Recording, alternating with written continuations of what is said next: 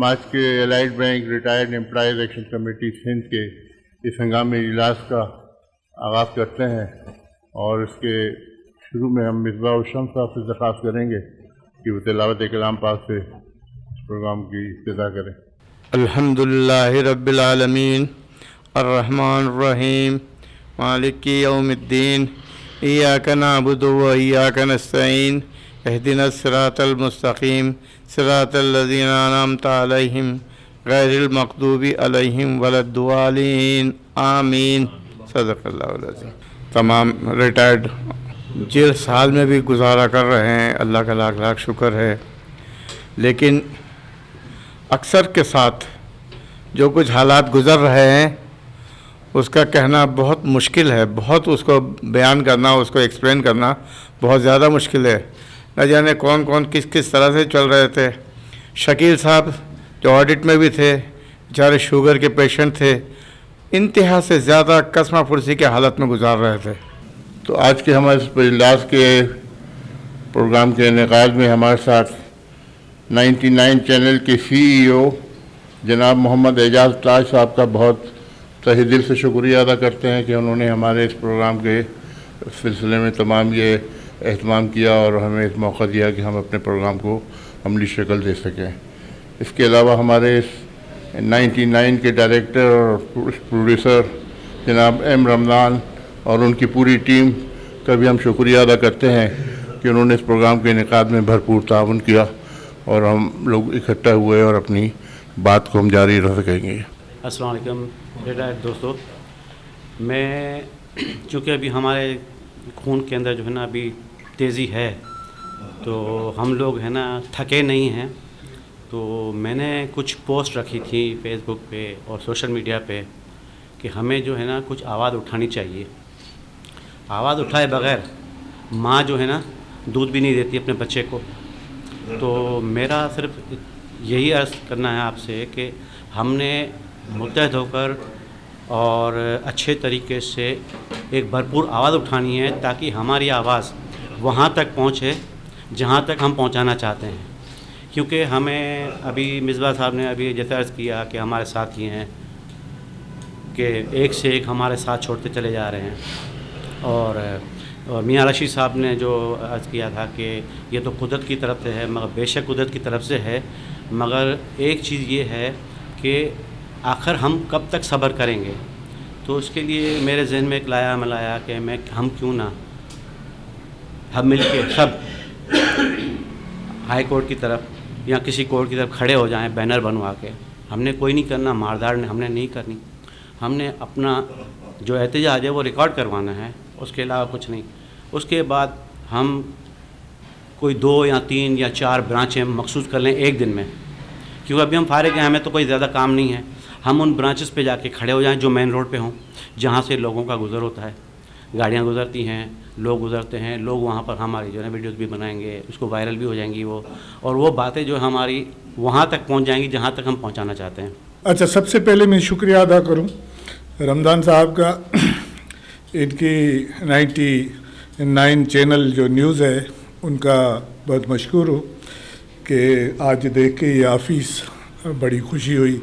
माशाल्लाह अब जो है हम एहतजाज यहाँ से स्टार्ट आज कर रहे हैं और इंशाल्लाह हमारी कामयाबी होगी।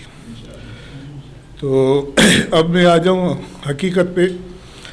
ये केस जो चले हैं हमारे, इसको हमने बहुत बर्दाश्त किया, तारीखें आई, अब तकरीबन जितना अरसा चला है 50-60 दफ़ा तारीखों पे ऊपर तारीखें चली हैं, डेट पे डेट।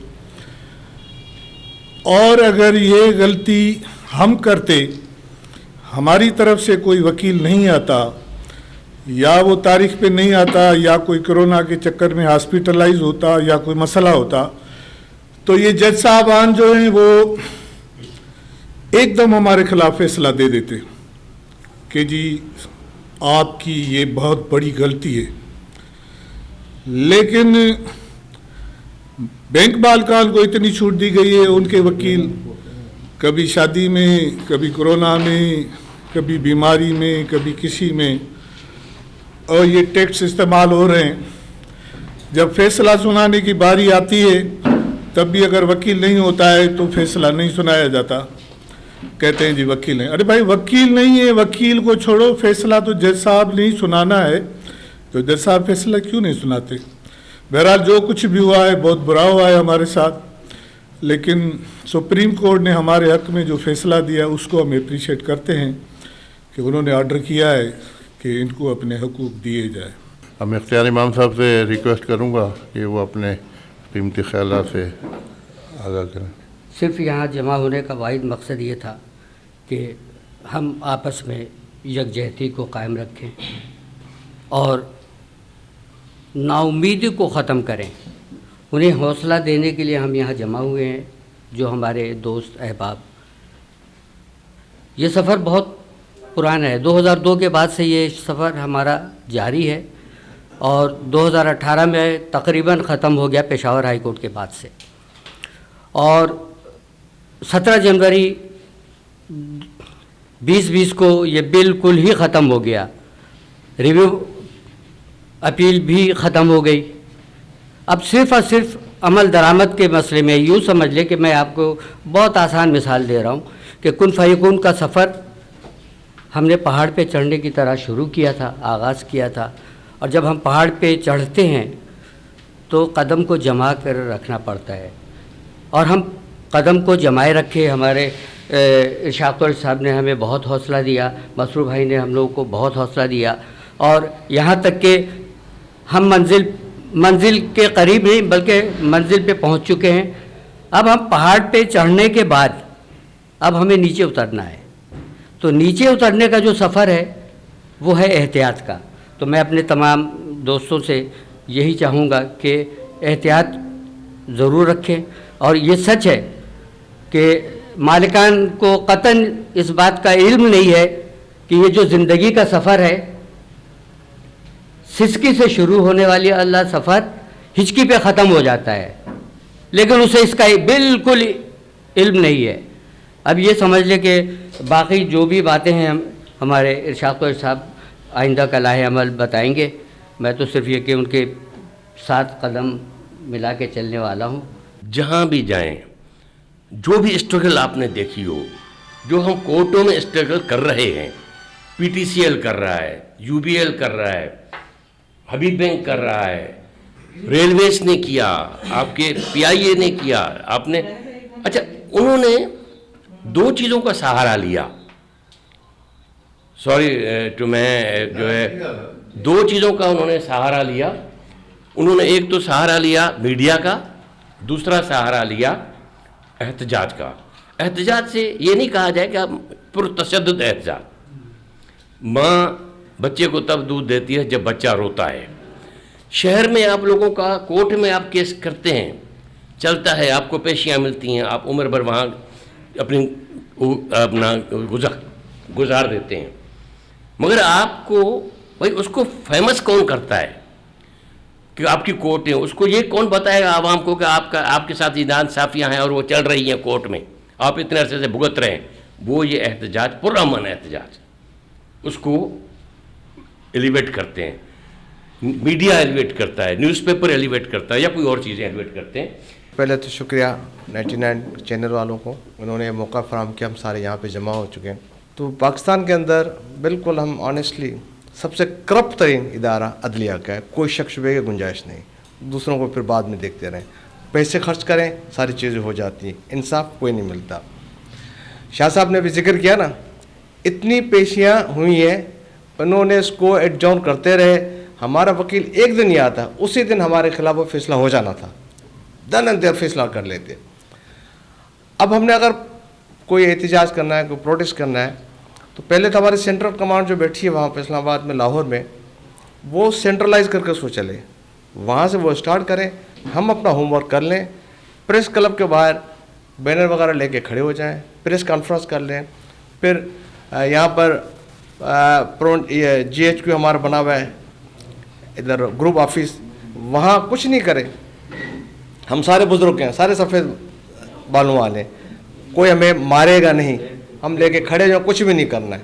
मीडिया आ जाए, रमज़ान साहब है, मीडिया वालों को कर लें, 2-3 और भी जो हमारे बेकार अनसदाएँ बेकार इस तरह के वो कर लें, जो सनत और तिजारत को जो कवर करते हैं वो आ जाएं, हम टावर पे चले जाएं, हम किसी ब्रांच के सामने जैसे मेन दफ्तर है हम वहाँ पे खड़े हो जाएं। ये एक ग्रुप के अंदर चलाता है कि जो कुछ नहीं करें, सेठों का ताल्लुक़ फैसलाबाद से है, हम फैसलाबाद उनके घर के सामने लेके खड़ी हो जाएं। इस सिलसिले में मेरा भी यही ख्याल है कि आप हजरात जो है ना सब्र का दामन पकड़ें। हमारे हक़ में सुप्रीम कोर्ट ने जो फ़ैसला दिया है वो मामूली नहीं है, वो अल्लाह ताला की मदद से हम उस पे पहुँच चुके हैं। अल्लाह ताला ने हमें ये मौका दे दिया है। उनको सेठे जितनी भी चाहें लंबी वो कर लें, उनको पैसे हमें देना ही देना है, ये हो नहीं सकता। और बाकी आप सब लोगों को पता है कि अदालत के यहाँ पे मामलात वो अपने हिसाब से चलते हैं, हम लोग उनको ना डिक्टेट कर सकते हैं ना वो हमारी मर्ज़ी के फ़ैसले दे सकते हैं। तो इख्तियार इमाम ने जो कहा कि अब हमारा सफ़र पहाड़ से उतरने का है, जब हम पहाड़ से उतरते हैं तो हमें बहुत एहतियात करनी पड़ती है। बचल शाह साहब की तजावीज़ जो है बहुत अच्छी है, प्रेस कॉन्फ्रेंस करने का जो ऑप्शन है वो सबसे बेस्ट है। और जो पैनाफ्लैक्स लेके हमने जो चीफ जस्टिस साहब की अपील की है वो हम वहाँ पे ज़रूर, बहुत अच्छा ऑप्शन है। दूसरा, आप सबके भी आपसे मैं अपने चैनल 9 to 9 का शुक्रिया अदा करता हूँ कि जिसने कोई प्लेटफॉर्म प्रोवाइड किया। इससे भाई जो हमारे तो जो पैसे थे वही पैसे मांग रहे हैं ना, हम इनसे तो कोई कंपनसेशन नहीं मांग रहे ना। हमारी इंश्योरेंस के पैसे काटे, भाई वो हमें वो चीज़ें दो जो हमारे पैसे तुमने काटे, हमारे पास रिकॉर्ड था वही चीज़ें। इस वक्त जो कुछ भी हो रहा, सुप्रीम कोर्ट ने भी कह दिया कि भाई आप जो है राइट हैं, उसके बावजूद भी आप वो बिज़नेस टेक्निक इस्तेमाल कर रहे हैं। तो बिज़नेस टेक्निक तो फिर यही है कि एक का साबुन दूसरा फेल करने के लिए उसके कुछ कीड़े निकालता है ना फिर और ये तो सॉलिड कीड़ा है कि भाई ऑनेस्टी से 6 अरब रुपए आपके बैलेंस शीट के अंदर थे जब आपने लिया था, तो आपने दिए क्यों नहीं? वो पैसे गए कहाँ? लेकिन ये हमारा प्रेशर से ज़्यादा इनके किसी कॉम्पिटिटर का प्रेशर आएगा ना, जब मज़ा आएगा। 9 to 9 चैनल का बहुत बहुत शुक्रिया जिसने हमें बात करने का आज यहाँ मौका दिया। हमारे सब साथियों ने बात की, सब ने अपनी वैल्यूएबल सजेशन दी।